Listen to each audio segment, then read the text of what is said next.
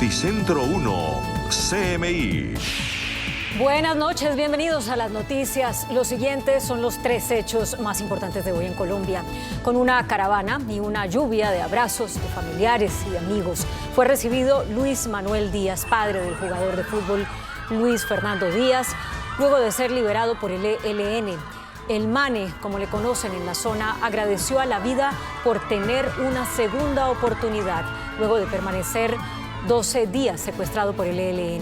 Monseñor Francisco Ceballos, de la diócesis de Riohacha, quien hizo parte de la comisión humanitaria que lo recibió, reveló que el señor Díaz tuvo que caminar 6 días sin descanso por la serranía del Perijá. Vamos a ampliar esta noticia en nuestra emisión nacional a las 9 de la noche. Emergencia por un voraz incendio en el sur de Bogotá. Una conflagración que se habría iniciado en una fábrica de aceites destruyó más de 40 predios. 500 personas fueron evacuadas, incluido todo el personal y pacientes del hospital de Meissen.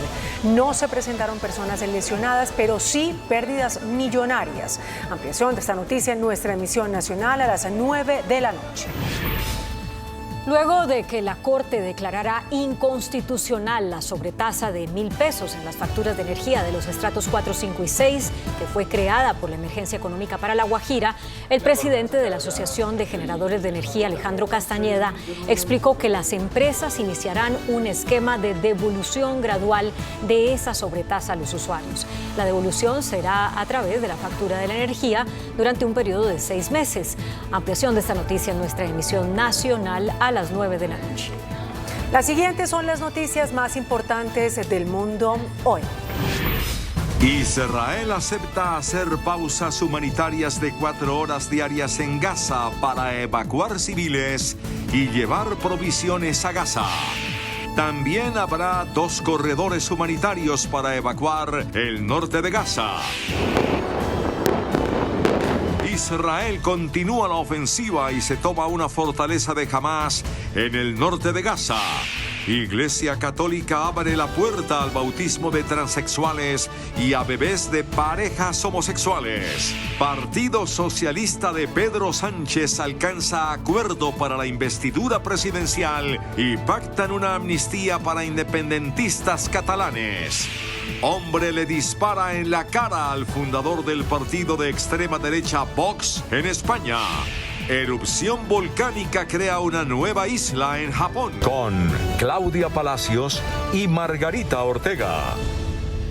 Israel aceptó realizar pausas humanitarias de 4 horas por día en medio de su ofensiva militar en Gaza contra la organización terrorista Hamás. El gobierno de Estados Unidos dijo que Israel aceptó declarar pausas humanitarias de 4 horas diarias en su asalto a Hamás, una segunda vía para que los civiles continúen saliendo de Gaza. Aunque el presidente Joe Biden no pierde la esperanza de un acuerdo más prolongado.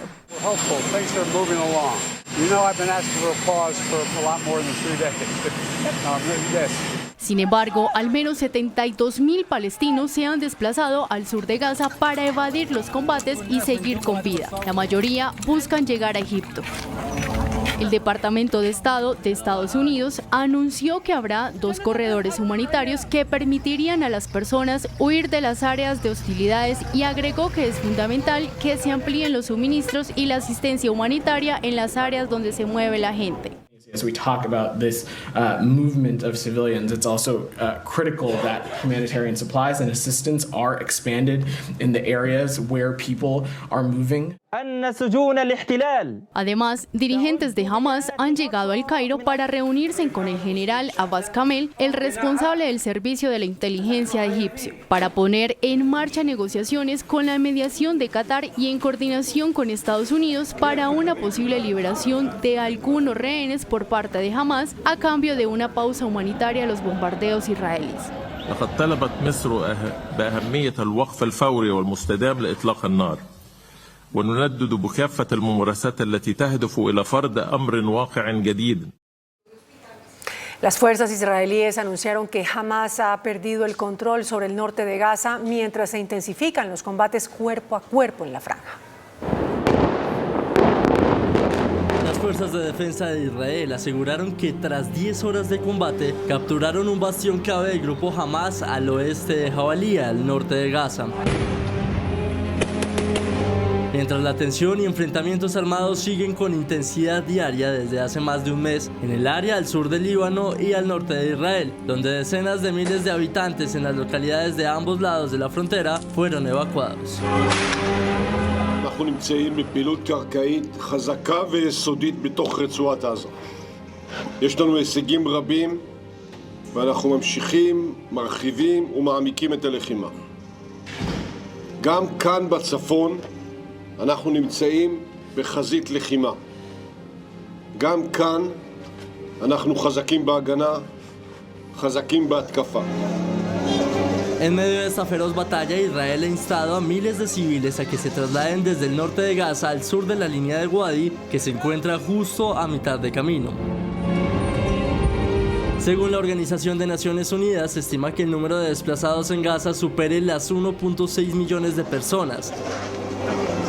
Desde el inicio de la guerra, al menos 10.812 palestinos han muerto por los ataques israelíes, de los cuales 4.412 eran niños.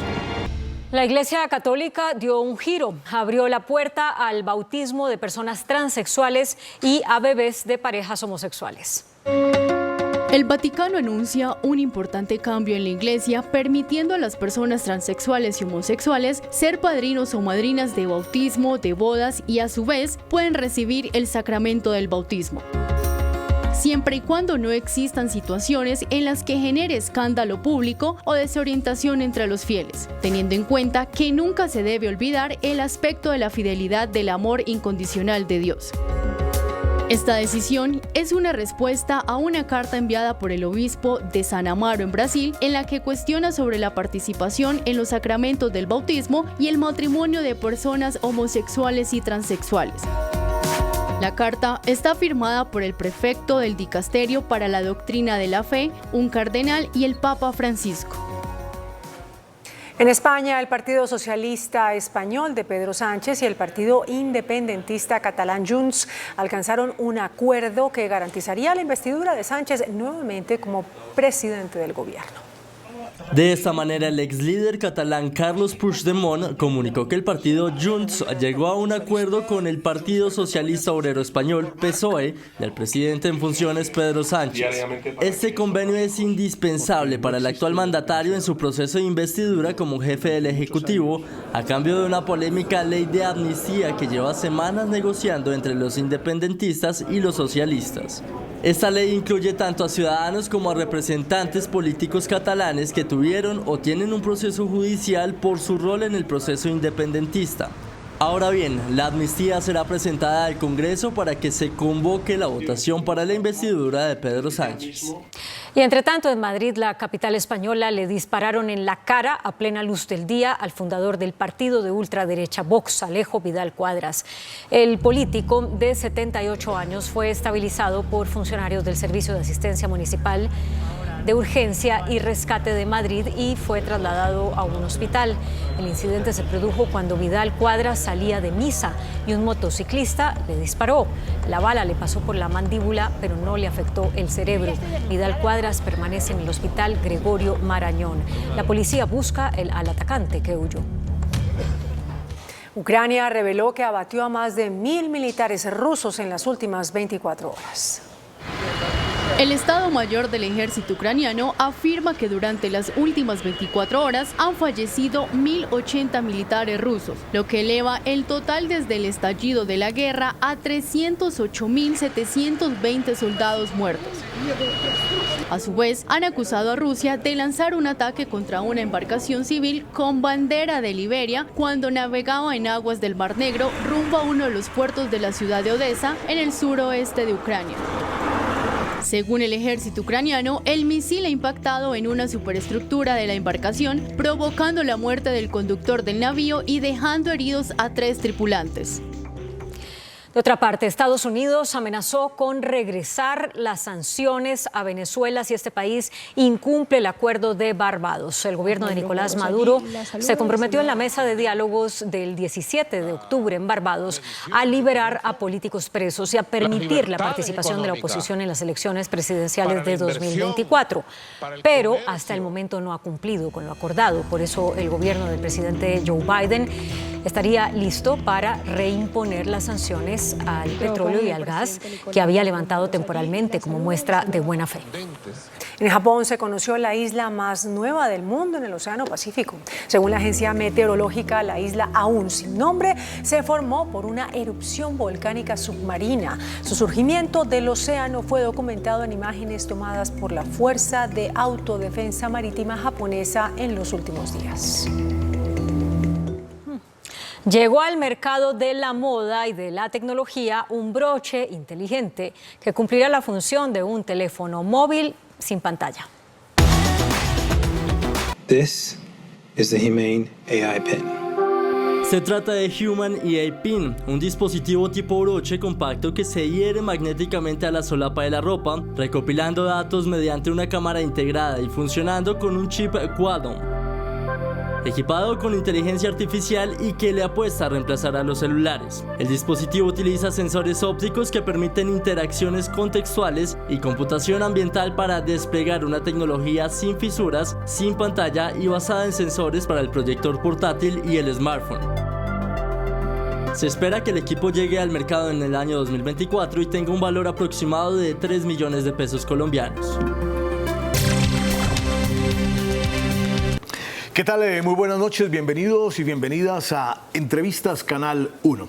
Hoy vamos a hablar del tema del secuestro y la liberación de Luis Manuel Díaz, el padre del jugador de fútbol del equipo Liverpool de Inglaterra, Luis Díaz. Para ello nos acompaña esta noche el senador Iván Cepeda, quien también es integrante de la Delegación de Paz del Gobierno en la mesa con el Ejército de Liberación Nacional. Este regularmente es el espacio donde se transmite Pregunta Yamit, pero bueno, hoy estamos aquí en Entrevistas Canal 1. Senador, muchas gracias por venir y buenas noches. Muchas gracias, William, por esta oportunidad en este día que es especial, por supuesto. Bueno, hablemos un poquito, ¿cómo se logró la liberación? ¿Cuál fue el proceso que se adelantó entre las dos delegaciones para finalmente consolidar esta liberación del padre de Luis Díaz? Bueno, se trata de un proceso que tiene complejidades.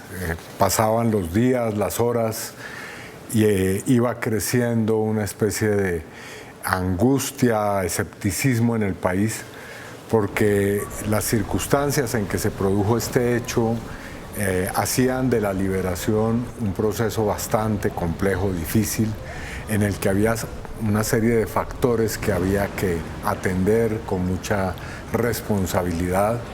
Estaba el señor Díaz y el grupo que lo tenía secuestrado en una zona en la que no había comunicación.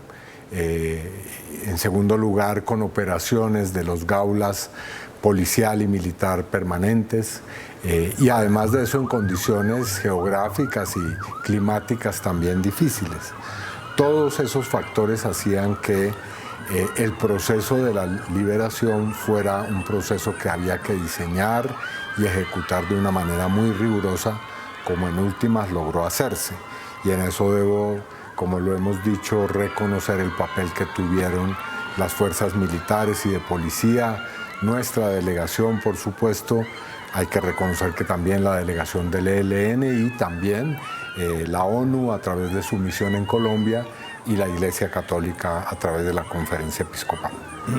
Bueno, ¿cómo se decide o en qué momento finalmente las dos delegaciones, no sé cómo se enteraron de que el ELN era el responsable del secuestro del padre de Luis Díaz? Bueno, nosotros tuvimos una información en la que no había ningún tipo de posible duda sobre la autoría.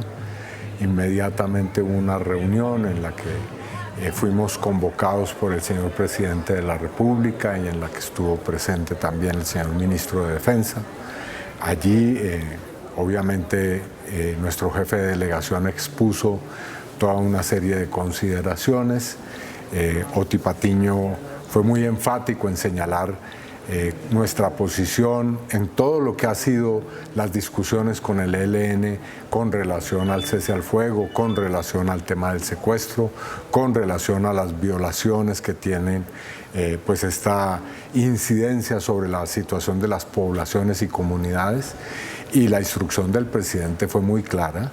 Había que proceder a informarle a la opinión pública, había que proceder cuanto antes a hacer lo necesario, y la delegación tuvo que asumir la coordinación de este proceso, cosa que se hizo inmediatamente. Se dio a conocer el hecho ante la opinión y a tomar las decisiones que había que tomar. En lo que se pueda contar, ¿cómo fue ese intercambio, esa aproximación hacia la delegación del ELN, pues para hacerles saber que ellos eran los responsables del secuestro? Nosotros inmediatamente abordamos a la delegación del ELN, le pusimos de presente que teníamos evidencia muy sólida sobre la autoría del hecho. ¿Ahí hablaban con Pablo Beltrán o...? No, con las personas que están aquí en Bogotá. Prefiero no referirme mucho porque ellos también pues tienen sus propios procedimientos y prefiero respetar esa autonomía que tienen aquí, pero ellos tienen una serie de delegados en la ciudad de Bogotá y obviamente vino una especie de averiguación interna. El ELN, hay que decirlo, a las pocas horas de haberse producido el comunicado del gobierno hizo lo propio. Primero a través de declaraciones verbales y luego a través de documentos ya escritos por parte del frente de guerra que tenía el señor Díaz, como también del señor Antonio García, que ejerce como comandante del ELN. Allí, pues, ante esa situación vino el desarrollo de todo el procedimiento, toda la preparación para esta liberación y obviamente, pues, aquí tanto medios de comunicación como la opinión pública pues ejercieron también un papel de presión que consideramos es a veces indispensable en esta clase de situaciones. Cuando se estaba cerrando uno de los ciclos en La Habana, Pablo Beltrán daba unas declaraciones donde hablaba de que el secuestro estaba por fuera del cese al fuego.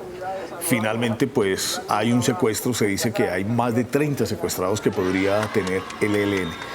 ¿Qué hacer para que efectivamente en el cese al fuego haya cese de hostilidades? Bueno, nosotros en esa oportunidad abordamos esta discusión de una manera muy clara. Es más, en los protocolos que firmamos y en el propio acuerdo del cese al fuego, figura claramente, de manera explícita, esta prohibición. Se dice que el ELN y también las fuerzas militares y de policía deben cumplir a cabalidad con lo que está proscrito y prescrito en el derecho internacional humanitario y sus instrumentos convencionales. Y allí, por supuesto, que hay una prohibición tajante del secuestro. Es decir, pero el ELN sí sabía que el secuestro estaba prohibido dentro del cese al fuego. Por supuesto. Pero no aceptaba esa disposición que habíamos asumido. Y eso fue evidente en la tarde del día en que se firmaron los acuerdos en La Habana. Como se recordará, allí estuvo el presidente Petro, estuvo el comandante del ELN, se hizo el acto protocolario y a las pocas, tal vez horas, minutos de haberse firmado el documento, el señor Beltrán, a nombre de la delegación del ELN, dijo que ellos consideraban que el secuestro se seguiría practicando, puesto que era un mecanismo o un método de financiación. En eso hemos tenido discusiones álgidas en la mesa, pero ahora ya estamos ante un escenario radicalmente distinto. El ELN ha argumentado que este es un método de financiación. Para nosotros ese es un argumento que no tiene ninguna posibilidad de ser validado, ni reconocido, ni legitimado, no solamente por la delegación de gobierno, sino por la sociedad colombiana. Sí, pero entonces antes de que vayamos al tema de la financiación, hablemos del tema del secuestro. ¿Qué va a pasar en este momento en la mesa de conversaciones? El presidente ha sido muy fuerte diciendo que hay que tomar decisiones de fondo. El alto comisionado para la paz también ha dicho que hay límites y hay líneas que no se pueden pasar. ¿Cuál va a ser la exigencia de la delegación del gobierno al ELN en ese quinto ciclo que se va a realizar en México? Nosotros hemos hoy hecho pública una posición que creo está muy claramente formulada. No solamente queremos que cada una de las personas que está en poder del ELN, y para eso es necesario identificar esa situación tanto en su dimensión como en circunstancias de modo, tiempo y lugar, nombres concretos para poder saber exactamente cuántas personas tiene que liberar el ELN, sino también que debemos pasar al momento en el cual el ELN renuncia a esa práctica. Ahora bien, el ELN ha unido ese asunto al problema de su financiación. Y entonces la posición nuestra también en esto es muy clara.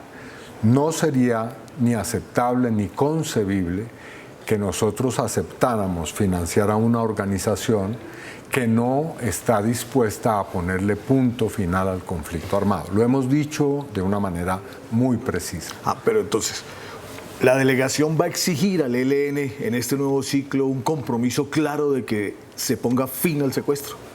Al secuestro y al conflicto armado, porque si están unidos estos dos asuntos, es decir, si el ELN pretende que, y eso lo ha hecho público y explícito, que el gobierno, el Estado financien a sus integrantes en medio de un cese al fuego, y este cese al fuego que tenemos dura 6 meses y se prorroga, pues obviamente aquí tenemos que avanzar ya en una perspectiva mucho más estratégica, y eso significa ponerle punto final al conflicto armado y comenzar un tránsito, una transformación hacia pues la paz, y eso significa que el ELN deje de ser una organización que está dispuesta a la guerra y predispuesta a las acciones bélicas, y por lo tanto pase a ser una fuerza de paz. Eso es lo que queremos. Claro, pero digamos, en la agenda de puntos de la negociación entre las dos partes, digamos, el fin del conflicto es obviamente el último punto, ¿cierto? El quinto punto. En teoría sí es, pero... Pero entonces lo vamos a adelantar para exigir... No, de hecho, nosotros ya hemos tratado en la mesa simultáneamente 4 puntos. Actualmente estamos desarrollando los 3 primeros, participación, democracia y transformaciones, que tienen mecanismos muy claramente establecidos, pero también hemos comenzado a desarrollar el 5º punto a través de 2 subtemas o 2 subpuntos que son dinámicas humanitarias, y frente a eso ha habido un desarrollo importante de una experiencia en la región del Bajo Calima y el San Juan. Y también hemos ido desarrollando el punto que tiene que ver precisamente con el cese al fuego, que está contenido en el punto 5º. O sea que el punto de fin del conflicto ya lo estamos desarrollando. Ahora queremos abordar este otro asunto, que es mucho más de fondo, por supuesto, que no implica que no desarrollemos toda la agenda, pero precisamente implica globalmente desarrollar todos los temas.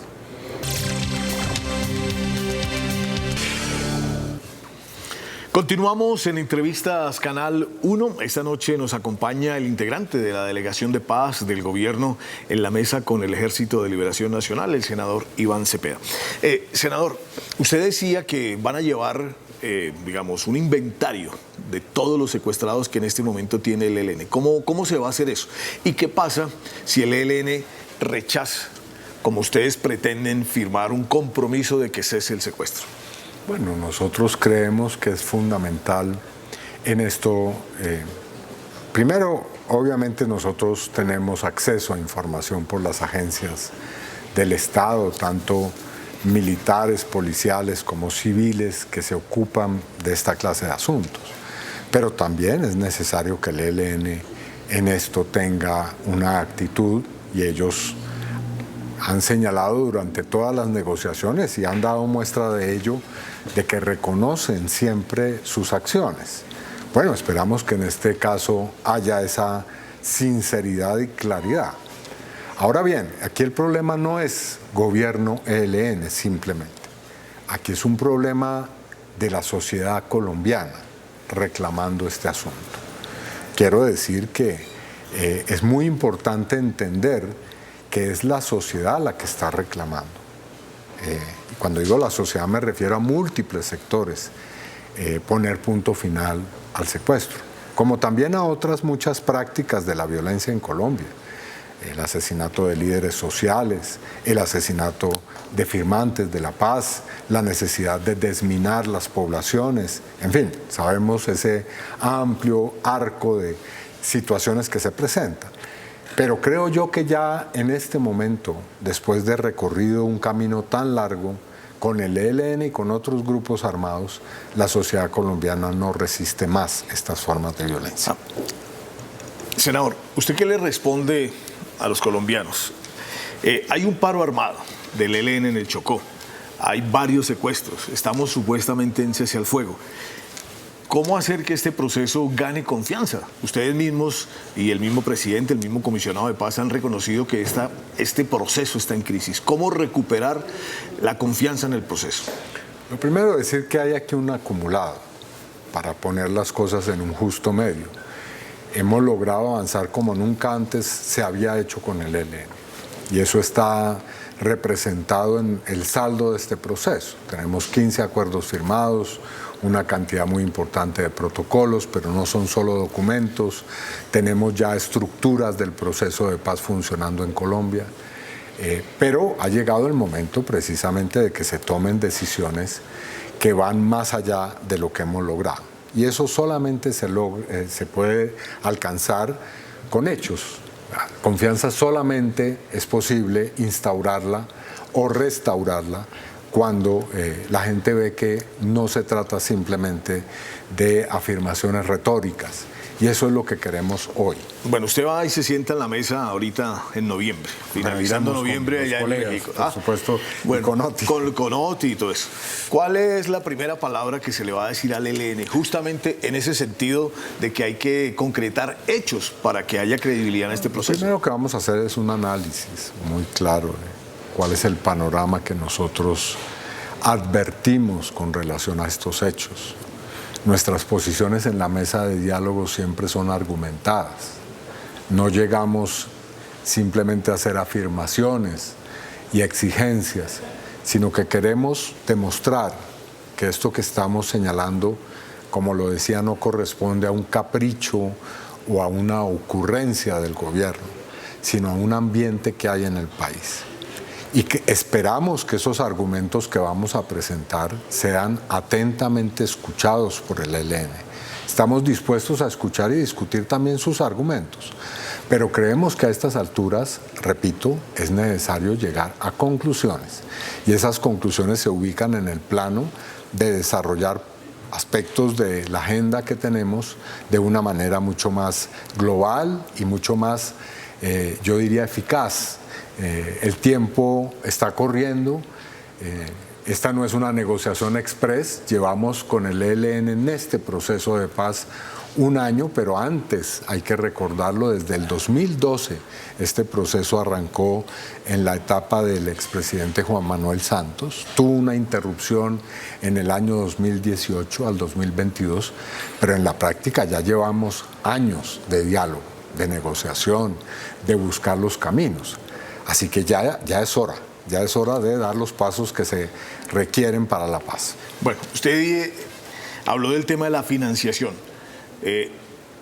Antonio García, en varios escritos y en varias entrevistas, ha insistido en que es necesario que la comunidad internacional, el gobierno colombiano, financie al ELN para dejar de practicar o de ejercer esas prácticas ilegales como el secuestro. ¿Usted considera que en este momento hay un ambiente en la comunidad internacional para poder llegar a financiar al Ejército de Liberación Nacional? ¿O qué se debe dar como requisito para que se pueda hacer posible esa financiación? Yo creo obvio el asunto. Es decir, nadie, ni la comunidad internacional, ni los contribuyentes en Colombia, aceptaría financiar a un grupo armado que reinicie sus acciones bélicas después de un tiempo. Si no existe una garantía, en esto hay que ser muy claros y explícitos, de que una vez comencemos un proceso de esa naturaleza, esa financiación va a ser no para sostener a un grupo armado, sino para sostener un proceso de incorporación política a la sociedad. pues obviamente no es viable.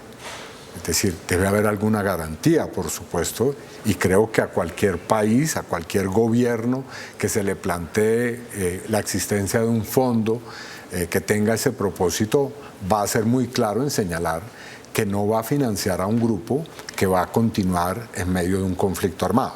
Eso sería absolutamente contraproducente e inviable. Así que aquí la discusión pasa ya no solamente de el secuestro de determinadas prácticas, de unos compromisos con relación a unas personas, sino a discutir el fin del conflicto, que es lo que queremos nosotros. Anteriormente, senador, estábamos hablando de los secuestrados que en este momento están en el poder del ELN. Oti Patiño hablaba de 32. ¿Qué información tiene usted? Y, digamos, ¿cómo se va a consolidar eso para exigirle al ELN esa liberación de esas 32 personas? Tenemos que precisamente hacer todo el inventario. Como decía, aquí hay información que proviene de múltiples agencias. Tenemos que corroborar, tenemos que, en lo posible, contactar a los familiares de estas personas. Y una vez tengamos esa certeza, podemos tener una discusión en los próximos días. Esto no estoy hablando que sea para el futuro lejano con el ELN. Pero igualmente yo diría lo siguiente. Aquí vamos ya a otro punto también de la agenda, y es los secuestrados, claro está, sus familias, pero obviamente también las otras víctimas. O sea que también queremos, esto hay que decirlo, que entremos a abordar el punto cuarto de la agenda, que es el punto de víctimas. Es decir, para resumírselo, queremos entrar a tocar y a desarrollar el conjunto de la agenda con el ELN. El último punto es el del Plan Nacional de Ejecución de las transformaciones y los acuerdos, pero por lo menos en este momento sí deberíamos ya estar discutiendo los 5 puntos fundamentales de la agenda. Varios informes de inteligencia han demostrado que el ELN está en un proceso de expansión y que ha empezado a ocupar los sitios que fueron dejados por las FARC en el proceso de paz con el gobierno de Juan Manuel Santos. ¿No es muy iluso pensar que el ELN en este momento esté dispuesto a ponerle fin al conflicto armado y en ese sentido desarmarse? No, yo creería, es más, yo estoy seguro, porque esta conversación la hemos tenido con los mandos militares y con las personas que son observadoras en nuestra delegación, que la expansión del ELN se produjo efectivamente en los años del gobierno del expresidente Duque. En ese momento el ELN pasó de tener, como está establecido estadísticamente, de 2.900 integrantes a 5.800. Y pasó de estar en un número importante de municipios a prácticamente duplicar el número de lugares y de territorios en donde estaba. Hoy en día la situación ha cambiado. Hay una muy tensa situación en departamentos como Nariño, como Chocó, en zonas como el Bajo Cauca, zonas como el sur de Bolívar, zonas como Arauca, que es un sitio en el cual el ELN ha hecho presencia histórica prácticamente, en el Catatumbo igual. Así que esa circunstancia viene cambiando. Y viene cambiando por distintos factores, porque hay otros grupos que están haciendo presencia territorial, porque también, a mi modo de ver, aquí se ha querido construir un relato falso. Las fuerzas militares han actuado en este proceso y han estado desarrollando una actividad que yo diría ha tenido eficacia. Así que esa expansión me parece a mí que es atribuible o que se puede explicar a partir de lo que ocurrió en los 4 años anteriores. Senador, muchas reacciones se presentaron pues a raíz de este secuestro, de la actitud del ELN. Una de las que más ha causado polémica justamente es la del fiscal general de la Nación, que ha dicho que hay que hacer un plebiscito por la paz y determinar si se puede continuar con este proceso, no solamente con el ELN, sino también con el Estado Mayor Central. Me parece muy lamentable que funcionarios que ejercen responsabilidades como la que tiene el señor fiscal Barbosa atenten de esa manera contra un proceso de paz. Porque eso denota muchas cosas. Un soberano desprecio a la vida de los conciudadanos. una olímpica, digamos, desatención con relación a que en Colombia tenemos ya 10 millones de víctimas. Y según lo dijo la Comisión de la Verdad en los últimos años, probablemente 800.000 personas muertas por efectos del conflicto armado. Entonces, cuando alguien dice cosas tan irresponsables y además tan fuera de la realidad y de, digamos, el marco jurídico legal, porque el fiscal debe saber, yo imagino que debe conocer la Constitución, que la convocatoria de un plebiscito es potestativa del presidente de la República, no del fiscal general. Es decir, cuando alguien sabe eso y a pesar de tener esa conciencia, emite un mensaje como el que le escuchamos, es que tiene una pretensión distinta a la preocupación por la paz o por la seguridad de los ciudadanos. ¿Pretensión presidencial? Bueno, sí lo hemos dicho. Yo he visto, y es más, le pregunté al fiscal en un derecho de petición si él estaba en campaña electoral.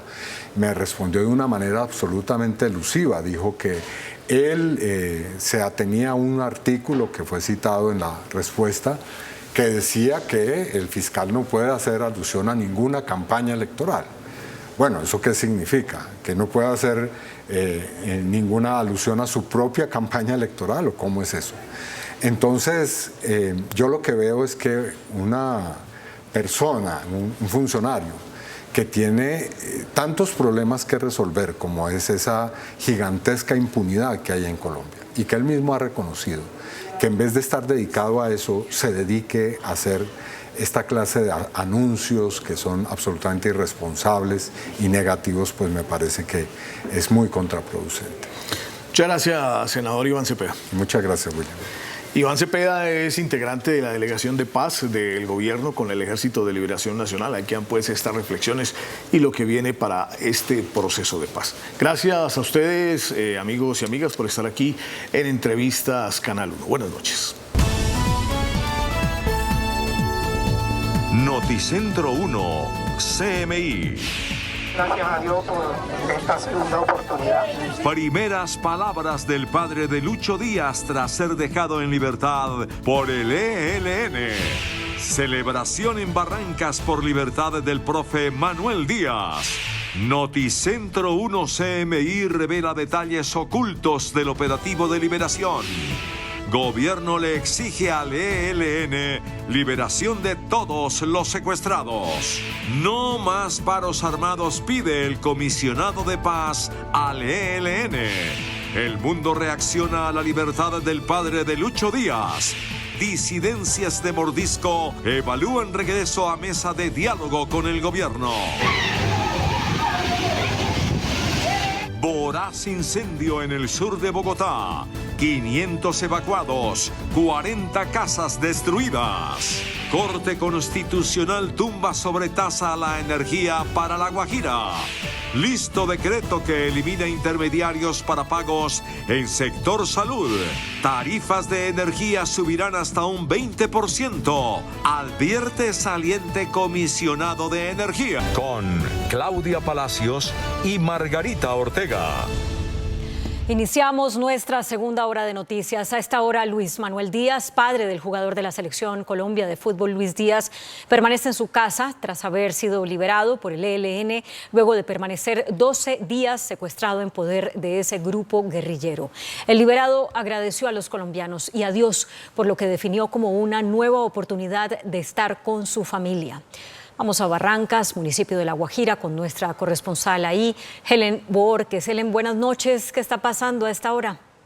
Así es, compañeras, muy buenas noches. Pues aquí en estos momentos permanece descansando en su vivienda el señor Luis Manuel Díaz y además recibiendo la atención médica necesaria, principalmente por una lesión que sufrió en su rodilla derecha tras haber permanecido 12 días secuestrado por el ELN.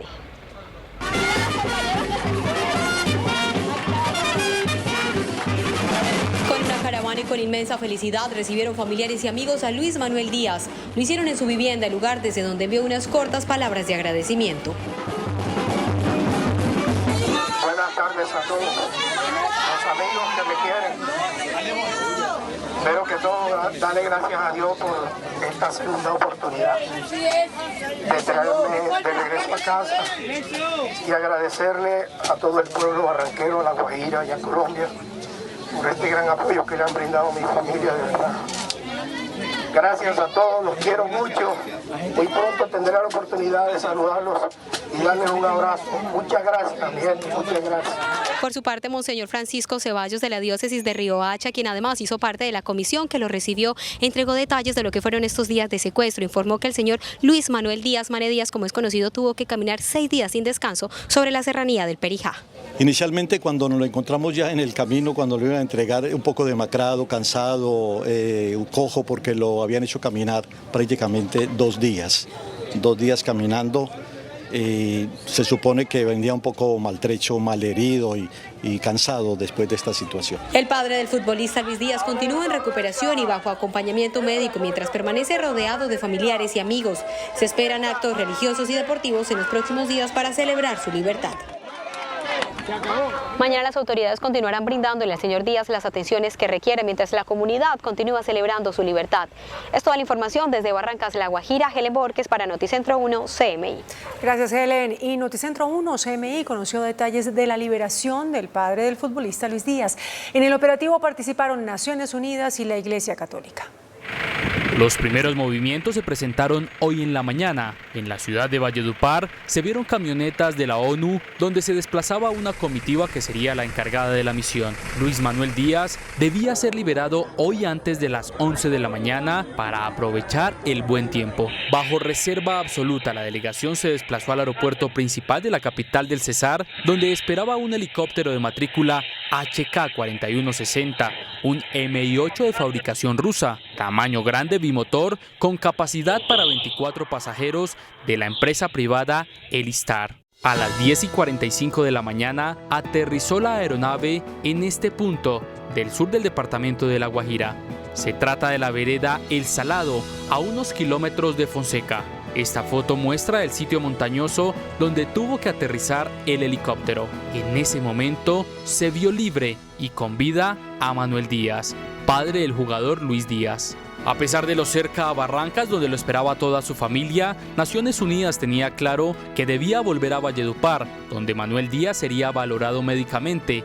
Allí recibió atención. Minutos después salieron hacia Barrancas, escoltado hacia sus familiares, que dejaron de verlo y sentirlo por 12 días. Su semblante cambió cuando llegó al sitio donde lo esperaba la familia, vecinos, amigos, militares, policías, entre otros. Las autoridades ya tienen identificados a los cabecillas del Frente de Guerra Norte del ELN, responsable del secuestro de Manuel Díaz, padre del futbolista Lucho Díaz. Luego de un cerco por parte de la Policía Nacional en la región de La Guajira, se pudo establecer que era el ELN quien tenía en su poder a la víctima. En ese momento fue informado Bernardo Telles, delegado del Frente de Guerra en las mesas de negociación con el gobierno nacional. Fue él quien tuvo que comunicarse con hombres y mujeres de esa guerrilla que tienen influencia en departamentos como La Guajira, Cesar, Magdalena y Atlántico. También en territorio venezolano, específicamente en Zulia y Táchira. Telles fue informado de la orden que había sido dada directamente por alias Patricia, guerrillera de 40 años de edad, de los cuales 26 lleva delinquiendo en ese grupo armado. Momentos de pánico vivieron padre y madre del famoso jugador el día sábado 28 de octubre de 2023. Se confirmó que fueron secuestrados en Barrancas, departamento de La Guajira. A las 5 de la tarde fueron raptados. Segundos después, la noticia ya la conocía el país y algunos medios internacionales. Los secuestradores escaparon con los dos en un vehículo de propiedad de la familia. En ese momento, inició una persecución de la policía para rescatar a los padres de Luis Díaz. Esta camioneta, donde inicialmente intentaron escapar, fue abandonada metros más adelante, lugar donde la policía encontró a Celina Marulanda, madre del jugador. La presión de las autoridades permitió que los secuestradores la dejaran en este lugar. A quienes no dejaron fue a Manuel Díaz. Los secuestradores siguieron su ruta de escape en otro vehículo, este carro Mazda color gris blindado. En este se llevaron al padre de Luis Díaz. Los secuestradores eran acompañados por hombres que se movilizaban en motos. Kilómetros más adelante, abandonaron el Mazda que recibió varios impactos de bala luego de otra persecución. Tras la liberación de Luis Manuel Díaz, la Delegación de Paz del Gobierno anunció que en el próximo ciclo de conversaciones exigirá al ELN el fin del secuestro y la definición de las condiciones para terminar el conflicto armado.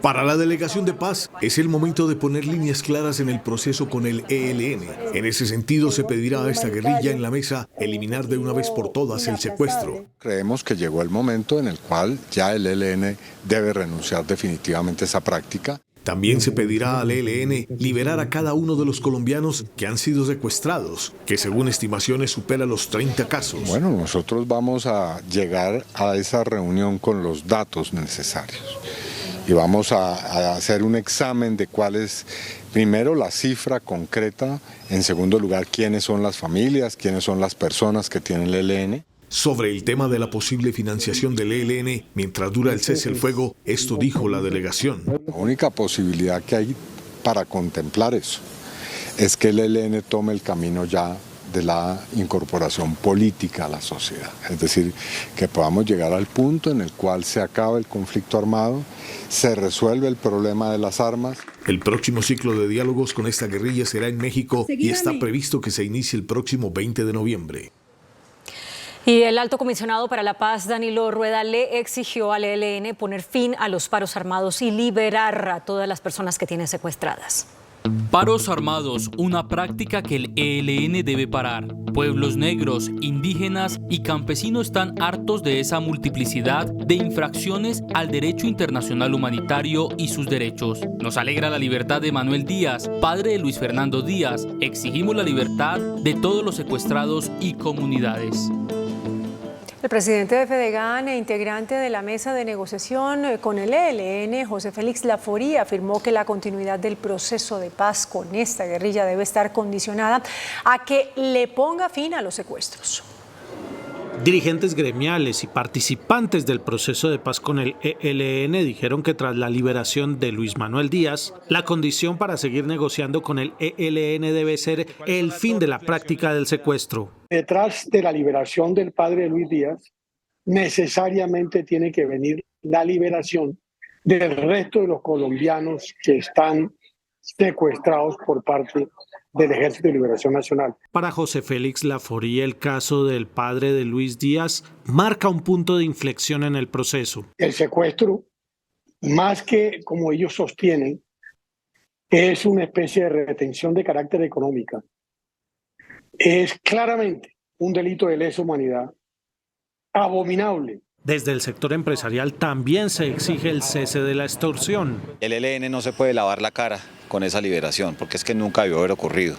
Y tienen es que liberar a todos los colombianos que tengan secuestrados, y el gobierno debe pensar muy bien esta negociación con el ELN, porque si van a seguir secuestrando, van a seguir extorsionando, ¿qué va a pasar con los colombianos que son víctimas de esos delitos? Se exige también seriedad en torno a los compromisos de cese el fuego. No pueden coger a ningún colombiano como una moneda de cambio en una mesa de negociación.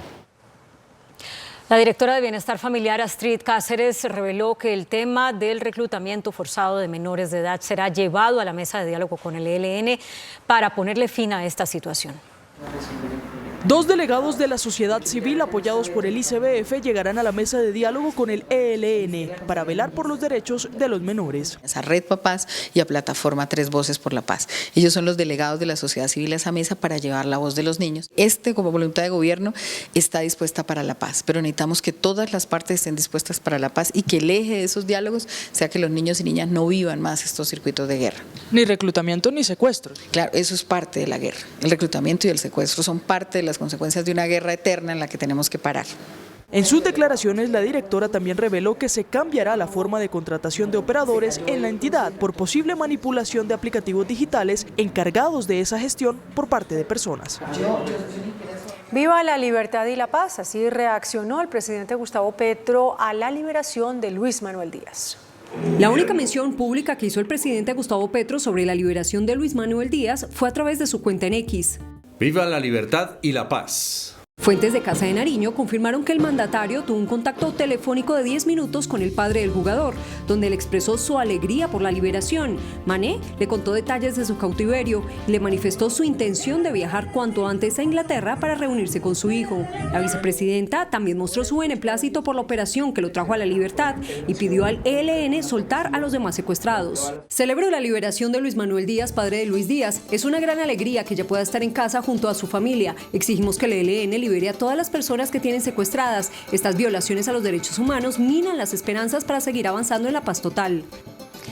Y el ministro del Interior, Luis Fernando Velasco, no descartó buscar una financiación de parte de la comunidad internacional al ELN si renuncia al secuestro. Tras celebrar el regreso a la libertad de Luis Manuel Díaz, el ministro del Interior, Luis Fernando Velasco, habló de la necesidad de crear un fondo internacional para financiar al ELN como fuente alternativa al secuestro. Pero también tenemos que llegar a la realidad de que si le vamos a pedir a una organización ilegal que vive de acciones ilegales que deje de hacer esas acciones ilegales, hay que buscar la solución de qué van a vivir. Muy seguramente la comunidad internacional nos podrá ayudar, pero hay que encontrar esa solución. El funcionario dijo que es probable un grupo donante internacional. Es probable, hay que buscarle una salida, porque lo ideal es que se acabe esto. Reiteró su rechazo al secuestro por parte de esta guerrilla y atribuyó la pronta liberación a la mesa de diálogo que sostiene el gobierno con el ELN. Se pudo hacer rápidamente un reconocimiento de una responsabilidad de un delito terrible, pero también se pudo resolver. Ahora, no queremos resolver solo lo del padre de Luis Díaz. Velasco le exigió al ELN liberar a los más de 30 secuestrados que tienen su poder. La noticia de la liberación de Luis Manuel Díaz le dio la vuelta al mundo. Así lo registraron los diferentes medios. La liberación de Luis Manuel Díaz, padre del jugador de Liverpool, Luis Díaz, ha generado impacto mundial, puesto que diferentes medios internacionales de comunicación reportaron su rescate. The New York Times fue uno de los primeros en reportar la noticia a través de su página web. Padre secuestrado de estrella del fútbol colombiano es liberado. Desde Argentina, el diario El Clarín también tituló: liberaron al padre del futbolista Luis Díaz tras estar 12 días secuestrado por la guerrilla en Colombia. A su vez, la BBC de Londres, el medio más importante del Reino Unido, informó: el padre del futbolista Luis Díaz liberado por la guerrilla colombiana. El medio de Qatar, Al Jazeera, también tituló la gran noticia para el jugador y su familia. El ELN de Colombia libera al padre del futbolista de Liverpool, Luis Díaz. Y por su parte, la Defensoría del Pueblo reveló que aún quedan 32 personas secuestradas en poder del ELN. Sus familias claman por su libertad. Historias como la de la familia Baiter, quien pide igualdad de atención por parte de las autoridades tras más de 20 días de secuestro del odontólogo Juan Carlos Baiter, quien fue raptado en el Banco Magdalena. Mi hermano Juan Carlos fue secuestrado el 18 de octubre aquí en el Banco Magdalena a las 6:20 de la mañana, cuando se dirigía a llevar a sus dos hijos de 6 y 4 años al colegio. Fue interceptado en su vehículo a 10 metros de la puerta de su casa. Se dirigía al colegio con su esposa, Helen. Un caso similar vive la familia del alcalde del Charco Nariño, quien ya lleva más de un año secuestrado. Si alguien sabe dónde está mi hijo, simplemente que me lo hagan saber, porque quiero irlo a traer para entregárselo a la mamá. Según cifras de las autoridades, el ELN tiene en su poder a 32 personas. La cifra total de secuestros este año por grupos al margen de la ley es de 79 víctimas.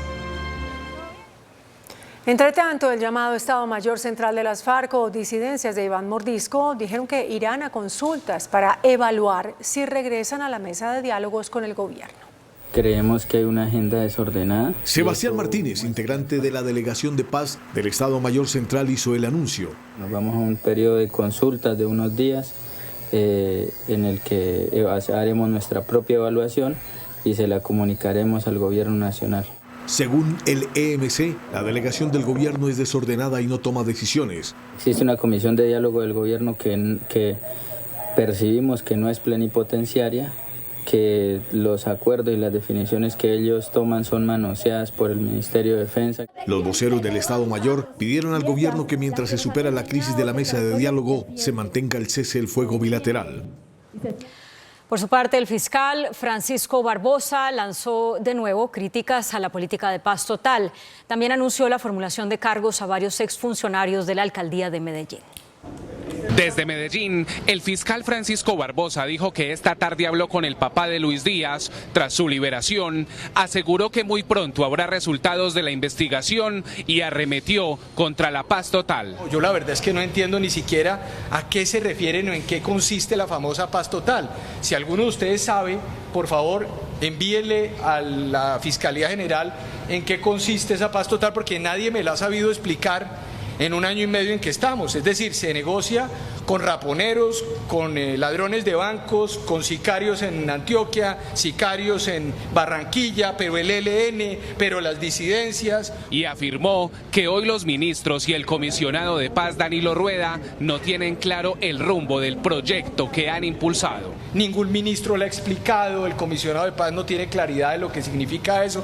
Entonces, ante esa circunstancia, todo eso afecta la certeza de las instituciones. El fiscal confirmó que el ente acusador solicitará imputación de cargos contra 7 exfuncionarios de la actual administración, del exalcalde Daniel Quintero y 6 contratistas por presunta corrupción en el trámite de 6 millonarios contratos. Que superan en valor los 67.586 millones de pesos. Entre las investigaciones salió salpicada una exsecretaria de despacho, un gerente de una entidad descentralizada y nuevamente la exsecretaria de Educación, Alexandra Gudelo.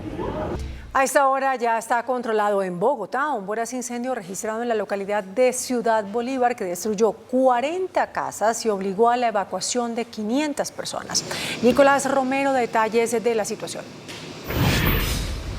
Hola, ¿qué tal? Muy buenas noches, los saludamos desde el sur de Bogotá, localidad de Ciudad Bolívar, justo detrás del hospital de Meissen, donde desde las horas del mediodía se presentó ese voraz incendio que acabó con más de 40 predios que en su mayoría funcionaban como locales donde se comercializaban llantas aquí en el sur de Bogotá. Las autoridades confirman que no se presentaron personas lesionadas, eso sí, se evacuaron 500 personas, entre ellas todo el personal del hospital de Meissen, 3 jardines infantiles y un colegio. Se va a mantener ese puesto de mando unificado que comanda la alcaldía local de Ciudad Bolívar de la mano de IDIGER, la Secretaría Distrital de Salud y Secretaría de Gobierno. Los trabajos se mantendrán durante toda la noche por parte del Cuerpo Oficial de Bomberos para controlar en su totalidad este incendio aquí en el sur de Bogotá. Ya hace presencia también hombres del Ejército Nacional que van a custodiar esos trabajos que van a realizar el Cuerpo de Bomberos de Bogotá.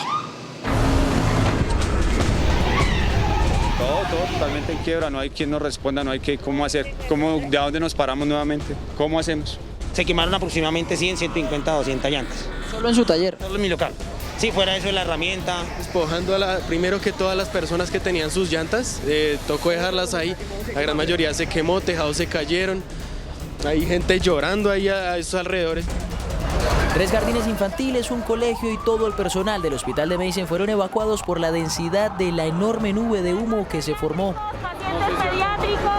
Nos están reubicando en otros hospitales, esperamos que sea pronto porque ya se empieza a sentir fatiga y cansancio. Afortunadamente no tenemos personas heridas, sin embargo la Secretaría de Salud tiene el reporte de las personas afectadas por inhalación de humo. Evacuamos más de 500 personas en el sector, posiblemente es en una bodega donde habían productos de aceite y líquidos inflamables y eso pudo haber originado el incendio, pero requerimos al detalle el informe del equipo de investigación de incendios de Bomberos Bogotá.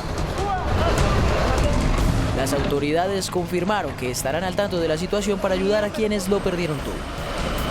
Esta es toda la información desde el sur de la capital de la República, localidad de Ciudad Bolívar. Nicolás Romero para Noticentro 1 CMI. Gracias, Nicolás. Nuestra solidaridad con las familias. La Corte Constitucional tumbó el cobro de una sobretasa en la factura de energía para atender la crisis humanitaria en La Guajira.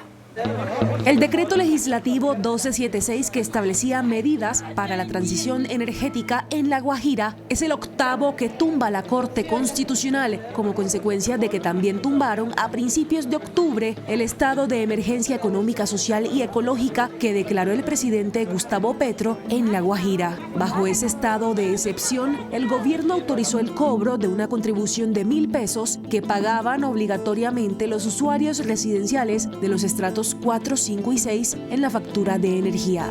Los recursos recaudados deberán ser devueltos a los contribuyentes mediante compensación con la facturación del servicio de energía eléctrica en un término máximo de 6 meses. La Corte también tumbó varias disposiciones de otro decreto ley sobre agua y saneamiento básico que autorizaba la creación del Instituto de la Gestión del Agua para La Guajira, entidad con vocación de permanencia que iba a ser dirigida por el pastor Alfredo Saade. El dinero recaudado para la sobretasa a la energía para La Guajira será reintegrado a los usuarios gradualmente. Así lo indicó el presidente de la Asociación de Generadores de Energía, Alejandro Castañeda. Con la decisión de la Corte Constitucional, las empresas del sector eléctrico se alistan para hacer la devolución de los recursos cobrados a los usuarios. El recaudo de la sobretasa de la energía a los estratos 4, 5 y 6 de 1.000 pesos y de 5.000 pesos al comercio alcanzó los 12.000 millones de pesos. El reintegro será vía factura durante los próximos 6 meses. Lo que va a pasar es que ellos tienen que comenzar a implementar el mecanismo vía su facturación para devolver esos 1.000 pesos y 5.000 pesos a cada usuario de los meses de septiembre y octubre en los próximos meses. El dirigente afirmó que desde un comienzo se advirtió que las medidas adoptadas por el gobierno eran inconstitucionales. Los mecanismos ya implementados en cada uno de los subsectores pues tampoco le cuadraron desde el punto de vista constitucional y la decisión que ha tomado es declararlos inconstitucionales. Los recursos no alcanzaron a pasar a manos del gobierno. El gobierno alista la expedición de un decreto que elimina la intermediación de las EPS para el pago de los recursos del sistema de salud. El Gobierno Nacional eliminaría vía decreto la intermediación de las EPS. Este es el borrador de decreto que autoriza el giro directo por parte de la ADRES. La ADRES efectuará el giro directo en nombre de las EPS a las instituciones prestadoras de salud y proveedores de tecnologías en salud. Con la norma serían cobijadas tanto EPS del régimen contributivo como del subsidiado. Las reglas para el giro directo serían: las EPS deberán reportar a la ADRES de manera detallada las facturas o documentos equivalentes frente a los cuales se autoriza el giro. El reporte inoportuno podría generar multas. El giro directo no modifica las obligaciones contractuales que haya entre IPS, EPS y proveedores. El Ministerio de Salud verificará de manera aleatoria la veracidad de los pagos que se ordenan. El Consejo de Estado declaró la nulidad de la elección del senador Alexander López Maya. Es el cuarto congresista del pacto histórico que pierde su curul por decisión de la Alta Corte. La sección quinta del Alto Tribunal consideró que López Maya incurrió en doble militancia al haber apoyado al candidato a la Cámara por Santander, Jorge Flores Herrera, y no a la candidata del pacto, Mari Ann Perdomo. Mediante una querella presentada ante la justicia argentina al amparo del principio de jurisdicción universal, familiares y organizaciones de víctimas de asesinatos y desapariciones forzadas o ejecuciones extrajudiciales pidieron que se investigue al expresidente Álvaro Uribe Vélez por los mal llamados falsos positivos. Esta es una acción de las víctimas, particularmente de 11 víctimas y 3 organizaciones de derechos humanos que buscan a través del principio de justicia universal o de jurisdicción universal que se enjuicie al máximo o al presunto máximo responsable el expresidente Álvaro Uribe Vélez por la comisión de falsos positivos, ejecuciones extrajudiciales en el contexto de su gobierno. Así define una de las organizaciones de derechos humanos el caso que se abre en Argentina contra el expresidente Uribe por ejecuciones extrajudiciales. ¿Qué puede pasar en este caso? Exigimos justicia. Es posible que pueda llamarlo una indagatoria o inclusive bajo el principio de justicia universal, si el presidente Álvaro Uribe está en otro país que llegue a tener también el reconocimiento de esta jurisdicción, pueda solicitar una orden de aprehensión. El presidente Uribe respondió a través de su cuenta en X y acusó al colectivo José Alvear de estar detrás de esta denuncia y anunció que está dispuesto a responder a la justicia. Y también expreso a la justicia de Argentina que estoy listo a enfrentar esta nueva temeridad de abogados al servicio de causas políticas. Servicio Noticentro 1 CMI. No se deje engañar. Esto debe tener en cuenta para comprar el SOAT. Adquiera su producto SOAT a través de los canales oficiales de las compañías de seguros.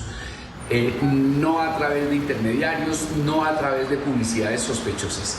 Y en particular, si les llega una propuesta, una oferta a través del WhatsApp, desconfíen, en principio descártenla, a menos de que hayan hecho una verificación muy confiable en su compañía de seguros.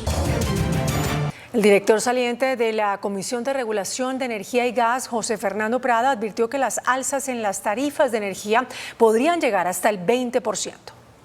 La noticia económica del día. Como una parálisis de las actividades del sector desde el punto de vista regulatorio, calificó el director saliente de la Comisión de Regulación de Energía y Gas, José Fernando Prada. La entidad no tiene comisionados y no se pueden tomar decisiones sobre el sector, entre ellas un plan sobre el cargo tarifario para evitar alzas desmesuradas en los precios de la energía a los usuarios. Sin la medida aprobada se prevén incrementos entre el 10 y el 20%. Se había propuesto un mecanismo alterno para la recuperación de esos saldos, de manera que eso se pudiera hacer de manera gradual y que el impacto en las tarifas fuera moderado, gradual. Al no haberse, inclusive nosotros tuvimos una decisión en consulta, estaba lista para ser tomada, pero al no poderse reunir la comisión no se pudo aprobar. Desde hace varios meses la entidad no contaba con el quórum para la toma de decisiones debido a la falta de nombramientos desde la Presidencia de la República. Desde hace más de un mes no tenemos ese número mínimo, no tenemos quórum, por lo tanto no podemos hacer reunión del comité de expertos. La CREC no está en condiciones ni de recibir peticiones, quejas y reclamos, como queda explícito en una circular de la entidad.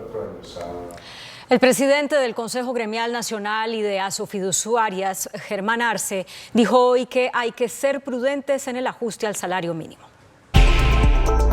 Las compañías fiduciarias alcanzaron una cifra récord este año en administración de recursos. 842 billones de pesos de activos bajo administración, que es casi un 60% del Producto Interno Bruto, pues eso son muchas manos metidos en muchos segmentos. Los rendimientos generados en el sector fiduciario hasta septiembre acumulan más de 20 billones de pesos. Ha sido un buen año, casi que doblamos el total de ingresos para los clientes comparado con el año 2022, pero pues con múltiples desafíos hacia adelante, por lo que la misma coyuntura económica, digamos, es desafiante, bajo crecimiento este año, alta inflación, y eso se puede convertir en un riesgo hacia adelante, pero los resultados hasta ahorita, digamos, van muy bien. El gobierno respondió hoy a los señalamientos de la Contraloría sobre baja ejecución de los recursos del presupuesto. Sobre la baja ejecución de las inversiones establecidas en el presupuesto nacional, el director de Planeación afirmó que el 54% que señala la Contraloría está dentro de lo normal de la primera anualidad de un gobierno. Con respecto a los promedios de otros gobiernos, estamos un poquitico por encima del promedio. Cuando comparamos, por ejemplo, con el primer año del gobierno anterior, el nivel de ejecución a octubre era 47%, nosotros estamos en 54%. Es decir, desde el punto de vista global, la ejecución está un poco más allá del promedio. Aceptó que en efecto deben agilizar el mayor número de inversiones para lo que resta del año. El director de Asuntos Económicos de Campetrol, Andrés Sánchez, sostuvo que la actividad del sector está estancada. De acuerdo con este dirigente, la actividad de taladros pasó de 121 a 117, que son los equipos activos de perforación. Hizo un llamado a la reactivación del sector para impulsar la producción de petróleo, que hoy está en 780.000 barriles diarios. El índice de capitalización de la bolsa, que mide el comportamiento de las 25 principales acciones, cerró al alza. El índice selectivo MSCI Colcap de la Bolsa de Valores de Colombia subió 0,53% a 1.104 puntos. La acción de la inmobiliaria PI fue la que más subió, con una valorización de 4,7% a 56.540 pesos. La acción del grupo Aval fue la que más bajó, con una pérdida de 11,22% a 443 pesos. La acción más negociada de la jornada fue la de Ecopetrol, al movilizar más de 7.000 millones de pesos, con una variación positiva de 0,64% a 2.350 pesos. Y el dólar cerró a la baja. Indicadores económicos en Noticentro 1 CMI. La tasa representativa del mercado que regirá para mañana viernes será de 4.056 pesos con 94 centavos. Los profesionales del cambio compran la divisa en promedio en 3.970 pesos y la venden en 4.030 pesos. Un euro cuesta 4.377 pesos con 50 centavos. La libra de café en Nueva York se cotizó a $1.78. El azúcar se transó en 27,77 centavos de dólar la libra. El barril de petróleo WTI se cotizó en $75.53. La referencia Brent para Colombia se cotizó en $79.86. Una acción de Ecopetrol cuesta 2.350 pesos. Tenemos noticia al cierre. La Corte Suprema de Justicia citó a indagatoria a la senadora Piedad Córdoba dentro de una investigación por el presunto delito de peculado. Hasta aquí Noticentro 1 CMI.